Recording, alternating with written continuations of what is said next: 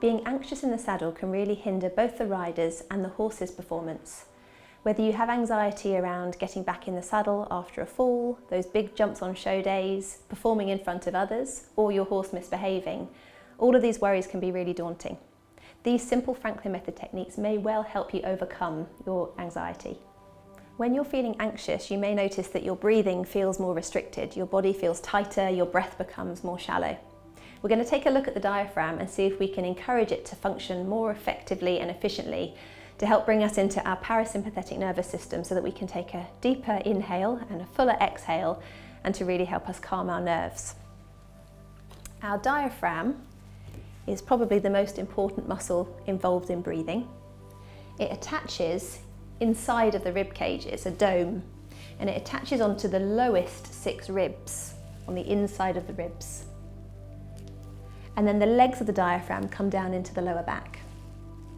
So see if you can imagine that on yourself. You have a dome-shaped muscle, not dissimilar to the shape of your rider's helmet, and it attaches onto your lowest 6 ribs, and then it comes up and the lungs sit on top of it and attach on top of it.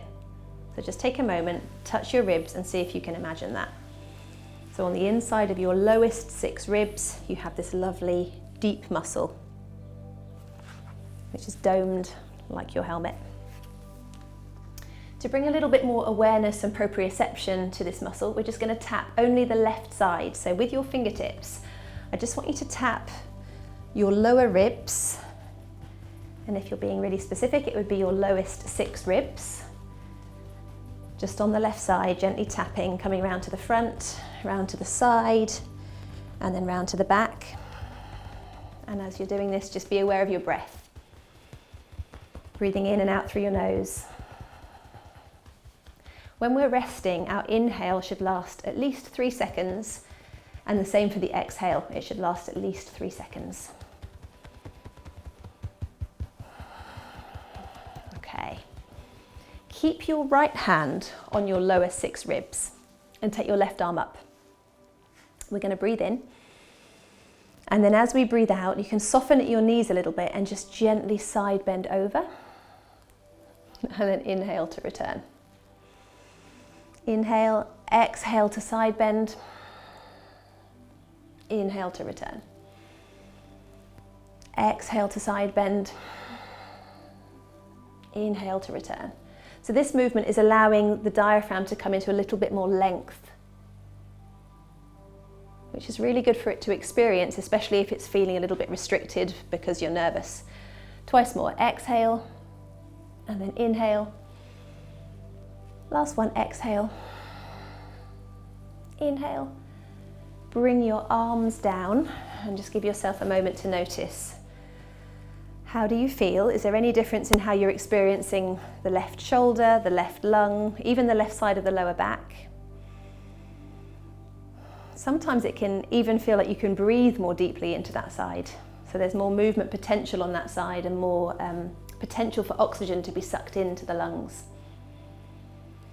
Let's do the same thing on the other side. So bringing your fingertips to your lower ribs, specifically your lowest 6 ribs on this right side. So you're tapping here and all the way around to the back. And this is bringing our mental focus really into our body, which can be a parasympathetic exercise in itself. But we're starting to wake up all of the receptors in the diaphragm so they can more clearly communicate with the brain.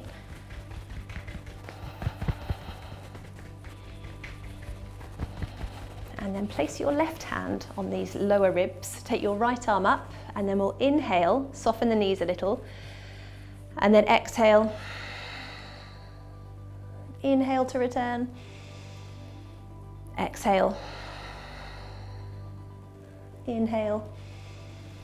So the exhale, the diaphragm lengthens anyway, but because we're coming into a little bit of lateral flexion, these lateral fibers will be lengthening even more. Exhale. Inhale. One more. Exhale. Inhale, bring both of your arms down. Notice, how do you feel? How are your shoulders? How's your breath? How's your posture? How's your lower back?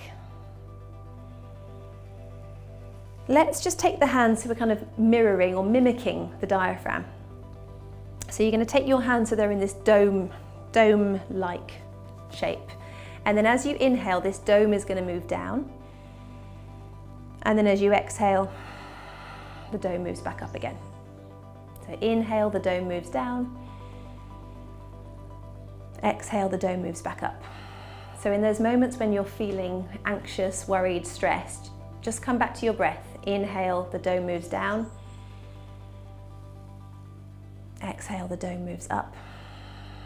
A couple more. Your lungs sit on top of your diaphragm. They're attached to your diaphragm. And as your diaphragm moves down, it's pulling on the lungs and creating a vacuum and just literally drawing the oxygen in, drawing the air in.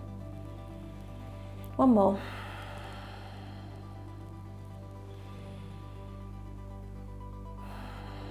Lovely, bring arms down, just take a moment to notice. In the Franklin Method, we do a lot of this noticing our body, listening to this inner dialogue and communication, so that we get better at noticing if something is just a little bit off, and then we have the choice as to what we want to do about it. Take your fingertips and just bring them to your head. And you're going to massage your head, so massage everywhere on your skull, and just move your fingers kind of back and forth or side to side. So it's like you're moving your skin on your skull.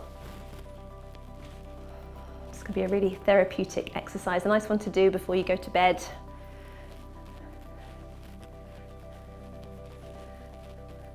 So see if you can touch the whole of your head, or the whole of your skull.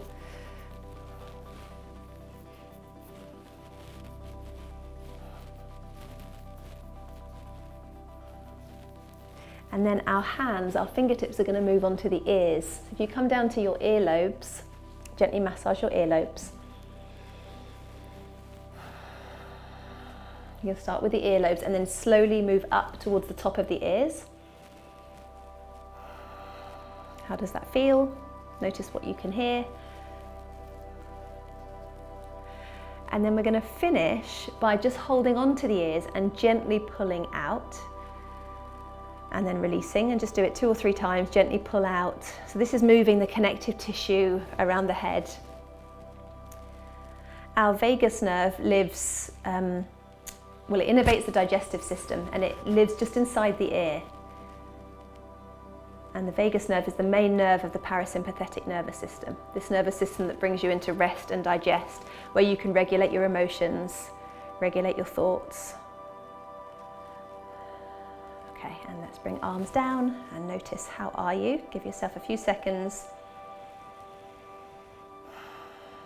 So when you notice, you have this ability to make a choice. How do I feel? Do I like it? Do I need to do something about it? And if you like it, when you notice it, your brain records this new experience. It's like it becomes a new muscle memory, a new repertoire for your nervous system.